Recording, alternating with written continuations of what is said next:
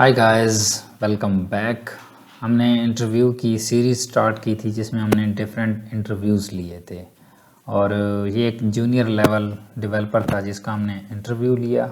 इसमें सारे क्वेश्चंस मैंने से पूछे और उन क्वेश्चंस के आंसर मैं इस वीडियो के अंदर शूट कर रहा हूँ। तो अगर आपने ये वाला इंटरव्यू देखा है और आप चाहते हैं कि इसके आप क्वेश्चंस को कवर करना चाहते हैं तो ये वीडियो आप लोगों के लिए है। इसके अंदर आप लोग इसके सारे क्वेश्चंस को कवर कर सकते हैं। तो मैंने ये राइट डाउन किए हुए हैं अपनी नोटपैड की फाइल के अंदर और यहाँ पे मैं इनको मेंशन करूँगा और उसके बाद इनके आंसर प्रोवाइड करूँगा। ये एक लारावेल का इंटरव्यू था। तो उससे पहले मैंने PHP के क्वेश्चन पूछे। सबसे पहला जो क्वेश्चन मैंने पूछा, what is local variable versus global variable. ठीक है, तो लोकल वेरिएबल क्या होता है कि आपने जो स्कोप डिफ़ाइन किया, अगर आपका वेरिएबल उसके अंदर डिफ़ाइन है तो वो आउटर स्कोप के अंदर वो एक्सेस नहीं हो सकता। लेट्स से आपका एक फंक्शन था ABC फंक्शन और लेट्स से आपका एक ऐड फंक्शन था ऐड, और उसके अंदर आपने दो वेरिएबल बना दिए A और B नाम से। अब आप इन वेरिएबल को आउटर स्कोप यानी कि इस फंक्शन के बाहर आप कॉल करेंगे तो आप इनको कॉल नहीं कर सकते। क्यों? क्योंकि ये लोकल वेरिएबल हैं, सिर्फ उसी फंक्शन के अंदर एक्सेस हो सकते हैं। This is called local variable, जो within their scope access होते हैं। और ग्लोबल वेरिएबल क्या होता है, जो आपके पास फंक्शन के अंदर भी यूज़ हो सकता है और फंक्शन के बाहर भी। इसको डिफ़ाइन कैसे किया जाता है? इसको डिफ़ाइन फंक्शन के बाहर किया जाता है और जब इसकी ज़रूरत फंक्शन के अंदर होती है तो आप फंक्शन के अंदर भी इसको कॉल कर सकते हैं। तो ये आउटर स्कोप में भी एक्सेसिबल होता है। This is the main difference.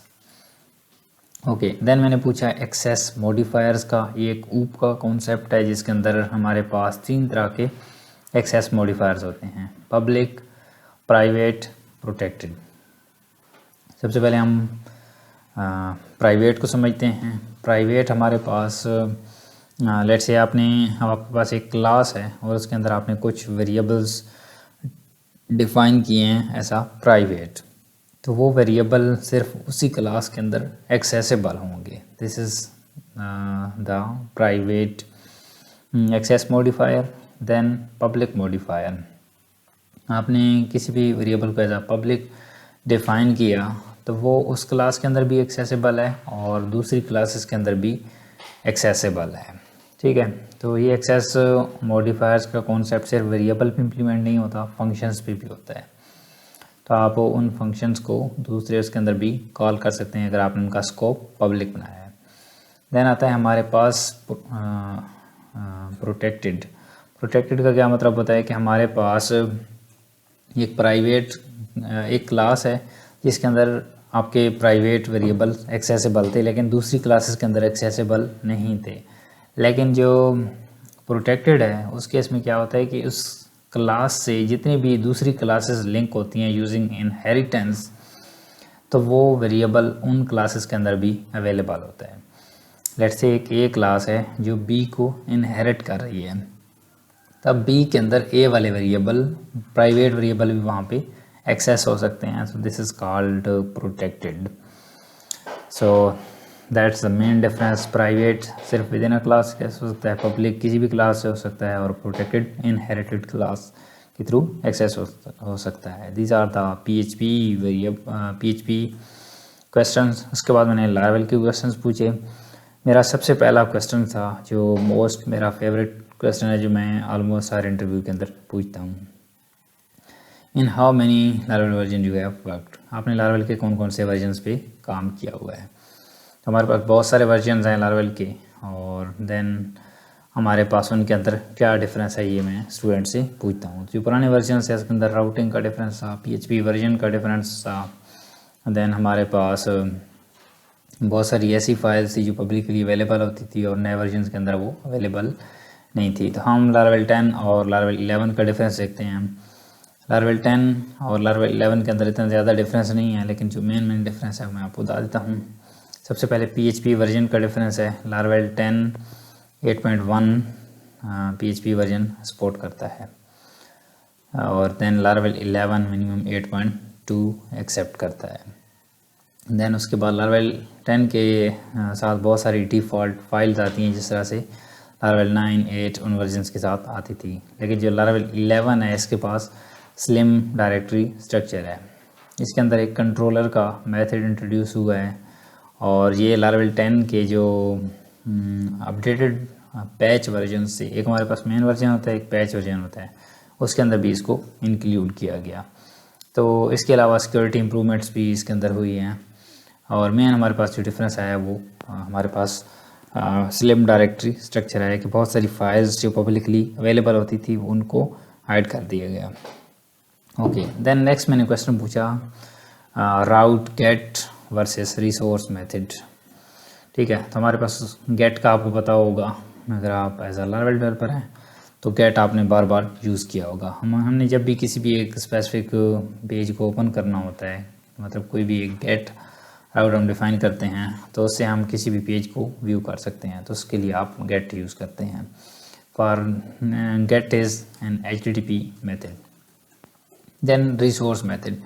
Resource actually क्या है, हमारे पास कलेक्शन ऑफ राउट्स हैं। अगर आप एक CRUD एप्लीकेशन बना रहे हैं, एक क्राउड जैसे यूज़र का CRUD बना रहे हैं, तो ये रिसोर्स मेथड आपको हेल्प आउट करेगा, जिसमें आपको index, create, store, update and so on, ये वाले मेथड एक सिंगल लाइन के अंदर बना देगा। आपको मल्टीपल लाइंस लिखने की ज़रूरत नहीं पड़ेगी, right. This is the main difference. और गेट एक वन राउट, यानी कि आपके पास एक राउट बनता है, बट रिसोर्स आपके पास मल्टीपल राउट्स बनते हैं। Okay, my next question was why we use middleware in Laravel. So basically middleware का पर्पज़ होता है रिक्वेस्ट को फिल्टर करना। सो लेट्स एक मिडलवेयर था जो चेक करता है कि यूज़र्स हमारे पास लॉगिन हों तो देन उस पेज को एक्सेस कर सकें। तो इस चीज़ को हम मिडलवेयर के थ्रू हम बेसिकली सिक्योर करते हैं कि हमारे पास यूज़र का अगर स्टेटस लॉगिन है तो देन ही वो लॉगिन कर सके। देन मैंने पूछा कि आपके पास एक एप्लीकेशन है जिसके अंदर आप अमाउंट, ठीक है, एक शॉपिंग वाली एप्लीकेशन है, और उसके अंदर डिस्काउंट का पैरामीटर ऑप्शनल है कि हर टाइम डिस्काउंट नहीं दिया जाता, राइट। अगर कोई कूपन वगैरह अवेलेबल है तो कस्टमर्स को यूज़ कर सकता है। तो इस पैरामीटर को हम किस तरह से ऑप्शनल बना सकते हैं, ये मेरा मेन क्वेश्चन था। आपको पता है कि हमारे पास जो भी हम राउट का स्पेसिफिक पाथ देते हैं, उसके बाद हम यहाँ पे एक क्वेश्चन मार्क के थ्रू उसको ऑप्शनल बना सकते हैं। लेट्स से यूज़र स्लैश नेम है, तो आप इस तरह से इसको ऑप्शनल बना सकते हैं। ये यूज़र्स हैं तो आप इस तरह से इसको ऑप्शनल बना यूज़र स्लैश 1 है, तो आप इस तरह से करके उसको ऑप्शनल बना सकते हैं। ठीक है, ये यूज़र ऐसे है तो आप इस तरह से करके उसको ऑप्शनल बना सकते हैं। This is the overall concept कि आप ऑप्शनल किसी राउट को कैसे बना सकते हैं। देन नेक्स्ट है controller validation versus form request. इनके अंदर क्या डिफरेंस है। कंट्रोलर के अंदर आप जो वैलिडेशन लगाते हैं और जो फॉर्म रिक्वेस्ट के अंदर लगाते हैं, दोनों का कॉन्सेप्ट सेम है, बट इसका यूजेज डिफरेंस है। जो कंट्रोलर के अंदर आप वैलिडेशन लगाते हैं वो आप सिर्फ उसी मेथड के अंदर यूज़ कर सकते हैं, लेकिन अगर आप सेम उन्हीं वैलिडेशंस को कट करके एक न्यू फॉर्म रिक्वेस्ट बनाएं और उसके अंदर पेस्ट कर दें, तो आप उस रिक्वेस्ट को स्टोर मेथड के अंदर भी यूज़ कर सकते हैं, अपडेट मेथड के अंदर भी यूज़ कर सकते हैं। इवन आप एक API यूज़ कर रहे हैं तो आप API कंट्रोलर और अपने नॉर्मल कंट्रोलर जो वेब कंट्रोलर्स हैं दोनों के अंदर यूज़ कर सकते हैं। तो मतलब जो फॉर्म रिक्वेस्ट है वो रीयूजेबिलिटी पर्पज़ के लिए यूज़ की जाती है कि आप इसको रीयूज़ कर सकें और आपका लॉजिक एक ही जगह पे, एक सेपरेट जगह पे हो। हम सॉलिड को भी फॉलो कर रहे होते हैं। ठीक है, this is a main difference. Then how to find proper exception while getting 500 page. जब आपके पास कोई एरर आ रहा होता है तो लारावेल 500 एरर थ्रो करता है। तो अगर आपने एक प्रॉपर एरर को फाइंड करना है तो उसके लिए आपको ऐप डिबग को ट्रू करना पड़ता है, तो देन आपको लारावेल एग्जैक्ट एरर दिखाता है। How to optimize query. Query को कैसे ऑप्टिमाइज़ करना है। सबसे पहले अगर आपके 10 कॉलम हैं और आपको क्यूरी के अंदर 3 कॉलम्स रिक्वायर्ड हैं, आप सिर्फ उन्हीं को सिलेक्ट ऑल करने के बजाय आप उन स्पेसिफिक कॉलम के नाम मेंशन करेंगे तो आपकी क्यूरी ऑप्टिमाइज़ होगी।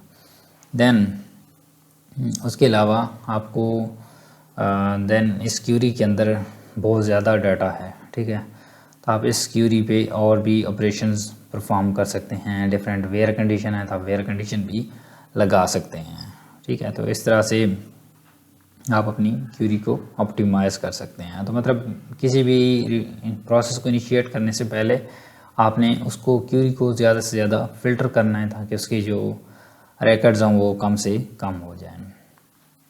देन है जी how to get booking based on to status.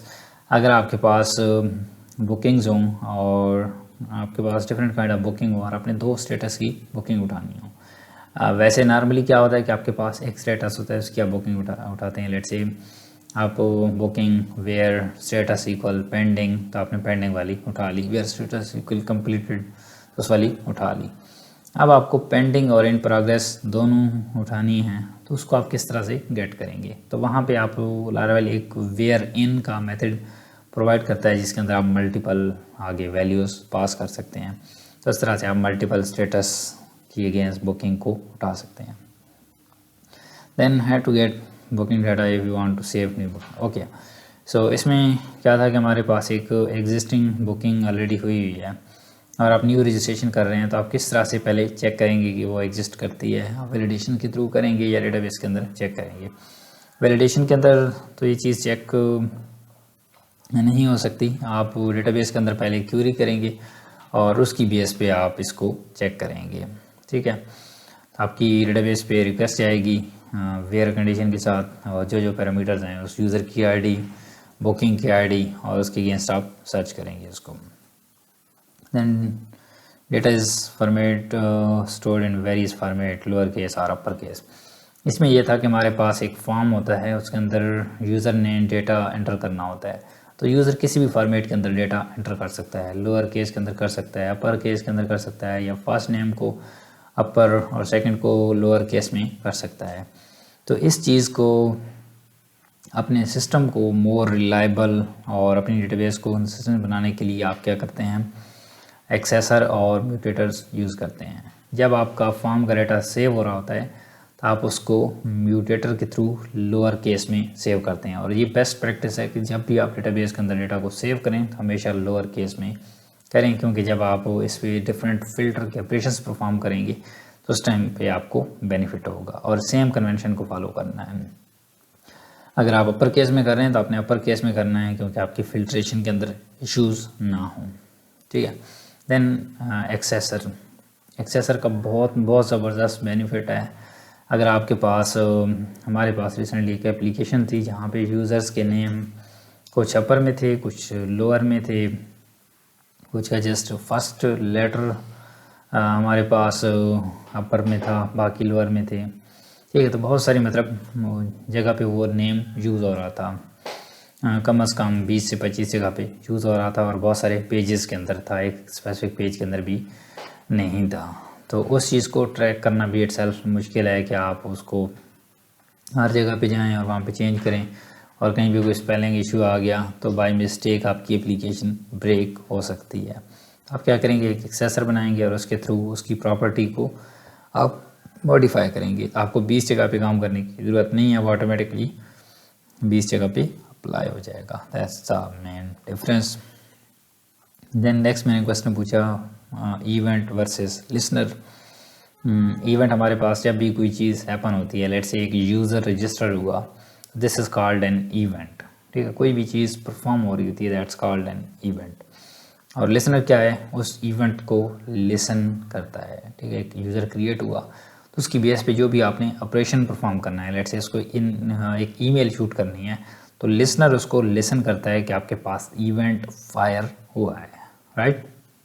और एक इवेंट पे मल्टीपल लिसनर भी लगाए जा सकते हैं। लेट्स से एक यूज़र को ईमेल करनी थी और उसमें एक एडमिन की ईमेल थी, एक सिंपल यूज़र की ईमेल थी, तो उनको भी हम डिफरेंस कर सकते हैं। या उसकी बेस पे कोई शिपिंग की सर्विस को देन आगे एक्टिव करना था, तो ये हम लिसनर के थ्रू कर सकते हैं, मल्टीपल लिसनर के थ्रू। देन मैंने लास्ट एक क्वेश्चन पूछा, why we use standard and best practices in Laravel. So standard और बेस्ट प्रैक्टिस, सबसे पहले हम स्टैंडर्ड को डिस्कस करते हैं।